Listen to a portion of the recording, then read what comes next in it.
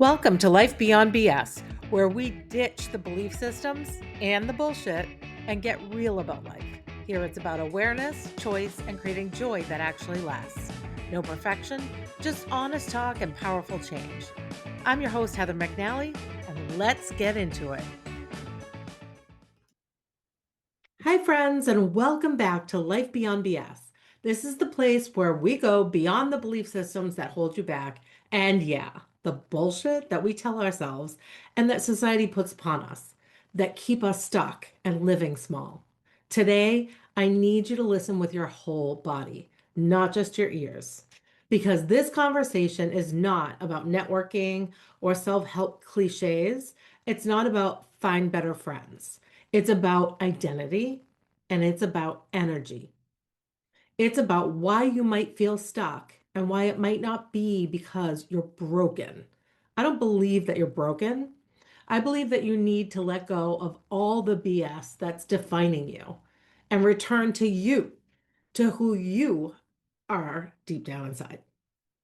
There's a quote attributed to Jim Rohn that says, "You are the average of the 5 people that you spend the most time with." And most people hear that and think, oh, I need more successful friends, or I need more motivated friends, or even I need higher level people in my life. Today, I want to ask you something much deeper.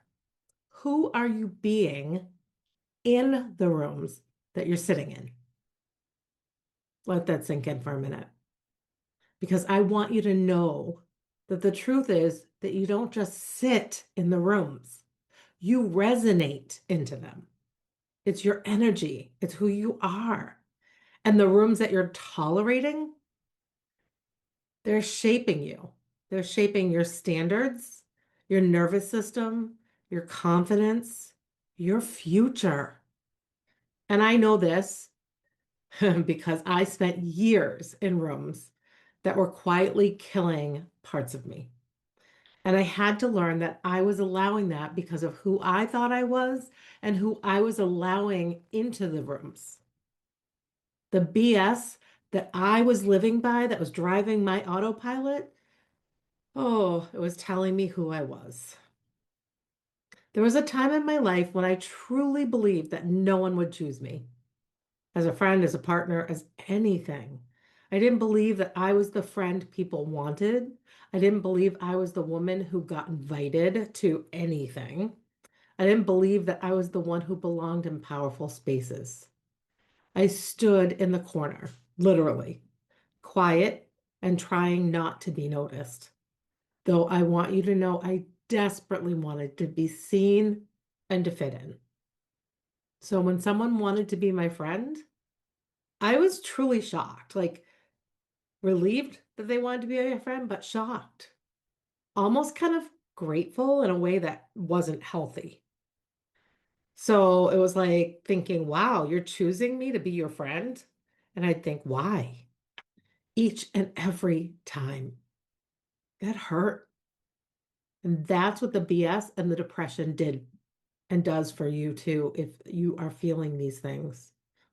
It distorts your self-image, it lowers your standards, and it convinces you that attention equals acceptance. And so I accepted people that would accept someone like me, a quiet, shy people pleaser. The people pleasing, that was my strategy in life. I would mold myself into whatever the room required of me. I laughed, even if I didn't find it funny.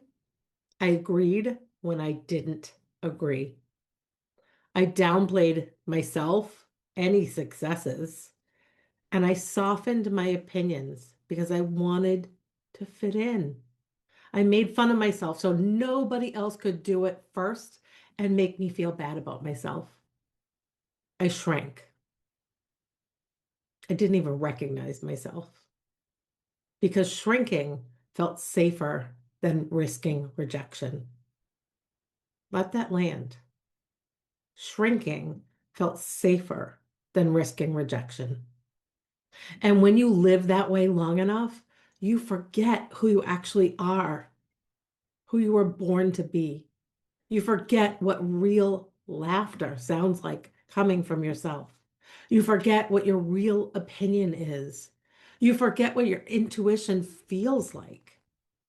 I shut down my intuition. I've always had very good intuition, and I can say that now. I eventually realized that I'm an empath. I truly can feel others' energies, and it deeply affects me and my energy. I shut off all of my feelings. You just become adaptable. And adaptable on the outside can look strong, but inside, it's exhausting.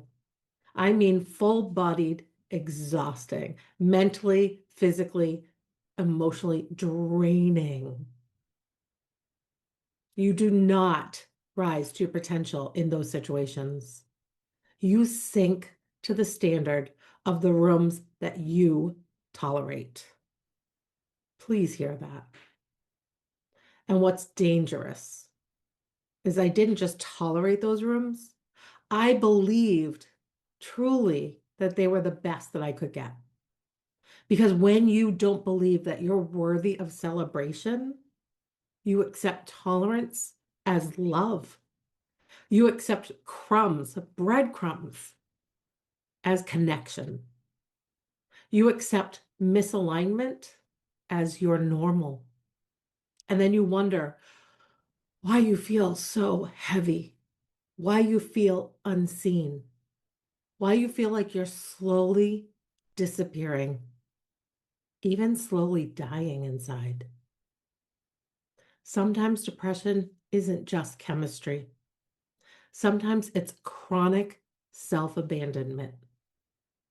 Sometimes it's living in rooms where your nervous system never fully relaxes. Now let's talk a little bit about energy. Not in the woo-woo way that people sometimes say, oh, energy, what is that? But in a real embodied way. Energy is everything, and everything is energy. Your identity creates your vibration, that energy that you're putting out, that vibration that you're putting out into the world. What you believe about yourself determines what feels familiar. So if you believe, I'm lucky to be here, you'll accept rooms that treat you as optional.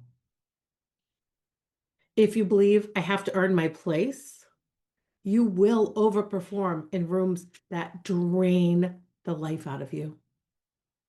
If you believe I'm too much, you will shrink around people who can't hold your fullness. I've always had strong curiosity. I wanted to get to know people. I wanted to know their stories and their hearts. And even though I grew up with feelings of worthlessness, self-hatred, a lack of belonging, and severe depression at times, I also had this part of me that had a childlike innocence and lust for life. But because of the latter, the bullshit, the belief systems, I stuffed that light down and I shrunk because I didn't believe I deserved to have or be a light in the world. But when your identity, what's inside you shifts to, I am worthy of being celebrated. I deserve expansion. I trust my intuition. You stop resonating with the small rooms. And here's what's wild. You don't have to announce it. You don't have to tell anybody. You don't have to declare it. You just have to feel it. And it's a knowing inside of you. Your posture changes. Your voice will become steadier, and your boundaries, you'll develop them and firm them up and stick to them. And suddenly, different conversations happen. Different people lean in. Different invitations appear. When you change your internal identity, when you align with your heart and soul, your environment has no choice but to respond because you're vibrating on a different level. You're vibrating at a higher level. The energy that you're putting out, the vibration that you're putting out is at a different level and it attracts similar. I just recently attended the Real and Raw Liberation in Austin, Texas at the beginning of February. And I talked about that in the last episode of the podcast. I walked in expecting inspiration. I didn't expect a recalibration. Women from different cultures, women of different ages, women with different stories and different backgrounds. And nobody was shrinking. There was so much light here. There was dancing, somatic healing. There were incredible stories that women shared, both on stage and off stage in private conversations. There were connections. There were tears. There were truths spoken out loud that most people only whisper. And what struck me wasn't the confidence in the room, it was the safety. Nobody was competing. Nobody was measuring the other women. No one was subtly minimizing someone else so that they felt bigger. It was honest celebration of each other for who we each were. And I felt my body exhale in a way I didn't realize that it hadn't in years. And then came the sacred immersion, which was a much smaller, more intimate group. The work went much deeper. There was so much honesty, truth, connection like I've never felt before. My curiosity found a place to truly open up and explore. And I'll be brutally honest, I still had that moment of I don't belong. And I was sort of surprised because I truly thought I had done so much work and had left that feeling behind. But the old BS, it reared its ugly head. Nobody had made me feel that. I need to say that again. Nobody made me feel that. It was my old, insecure belief systems bullshit that jumped up and said, hey, I'm back. So instead of shrinking and letting that take over, instead of shutting down and then later being so mad at myself, instead of not letting myself truly be a part of this magical room, I acknowledged it and I chose. And one of the amazing women who was facilitating, we were sort of talking and she saw me and she asked me if I was okay. And I started to try to say, yeah, I think I'm all right. And then I just started crying. I can feel it right now. I'm like back there. And I said, no, I don't think I am. So I chose to speak with her and let this part of me be heard out loud, not feeling bad for myself, but with that curiosity and that, like, I don't want to feel this anymore. So I chose to confront it. And it was confronting as hell. I cried and I cried. And I'm not embarrassed to admit that because it was so healing. I cried some more. What we did was some incredibly deep healing work that really did help me let go of that BS. I realized something that shook me. This didn't feel good because this room was full of better women. It felt good because I was no longer trying to shrink inside of it. Same world, different identity. And that is the shift. And by the end of that sacred immersion, I felt like I had new sisters. I felt I was embraced. And I know that in my heart and soul, I embraced all of these women. In my last episode, I had a conversation with my friend and colleague, Angeline Constantinou, and she said, be in the rooms where you're celebrated. And that line, I've heard it before, but it really struck me this time because I just did that. This line hasn't left me. Celebrated doesn't mean perfect. I don't believe in perfection. I believe that a situation or person or something can be perfect for you, but I don't mean truly perfect. Everything and everyone has flaws, and that's what makes us beautiful, is that we're all different. But being celebrated means you speak and people lean in. You win and people cheer. You grow and people don't get threatened. They're not trying to make you smaller and themselves bigger.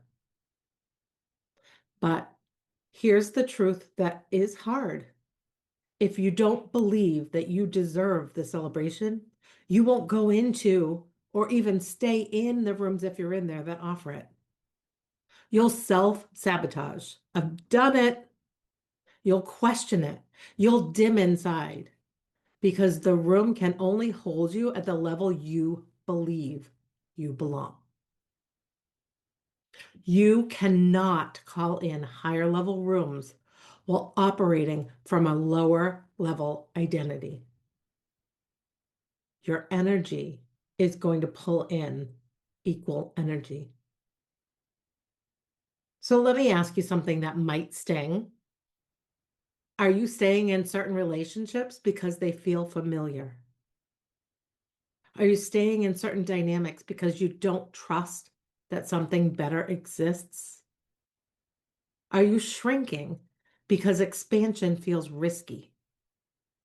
Are you mistaking comfort for alignment? And the most powerful question, who would you be if you believed, truly believed, that you deserved to be celebrated?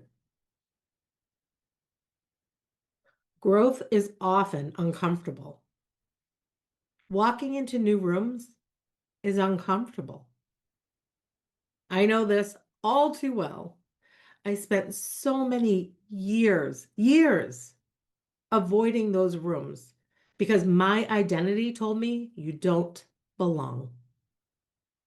But staying in rooms that require you to shrink, it's soul crushing. And you don't even notice it at first. It's subtle. You start editing yourself, you start hesitating, you start doubting your voice until one day you realize you don't feel good when you're in those spaces. And I mean that physically and emotionally. You can feel it in your body, and your body knows. Your body feels the vibration of others, even when your mind may not have caught up and recognized it yet. You realize that you don't even recognize yourself anymore. That is what misaligned rooms do. They don't attack you, they erode you quietly over time. This is exactly why I created my signature program, Happy, Healthy, Whole, because this work isn't just about mindset. It's identity, it's nervous system safety, it's alignment. It's remembering who the hell you were before you learned to shrink. I've been in so many of those rooms that were misaligned.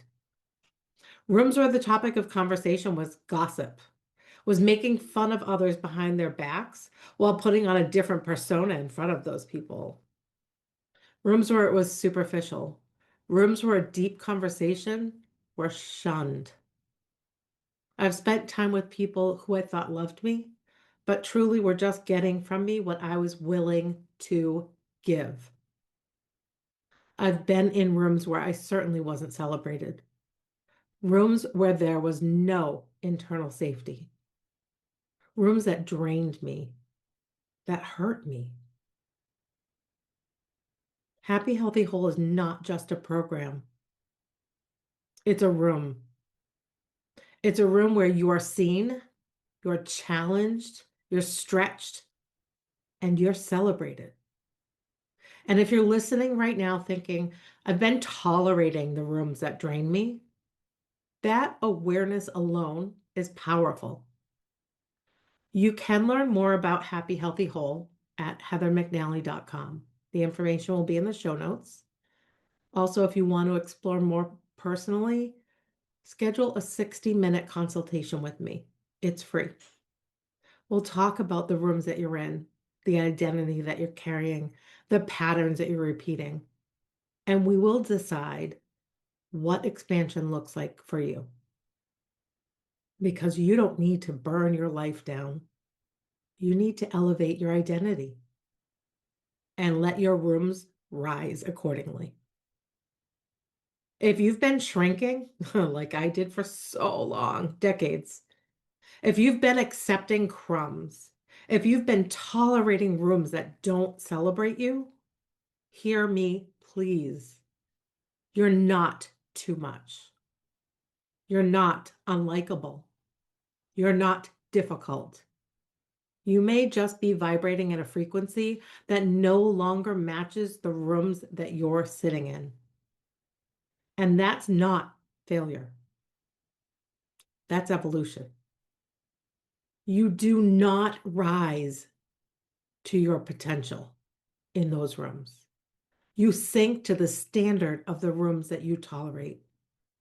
So raise your standard, raise your identity, raise your vibration, and watch, see what shifts. Thank you so much for sharing this space with me today. My hope is that you walk away knowing that you have the power to choose differently. Go live fully, freely, and unapologetically. Your life beyond BS starts now. I'm so grateful you were here today. Remember, your peace, joy, and happiness aren't found in the BS. They're found in your choices. If this episode spoke to you, please rate, review, follow, and subscribe, and share it with a friend. For ways to connect or work with me, check the show notes or visit heathermcnally.com. Until next time, keep choosing you and keep living your life beyond BS.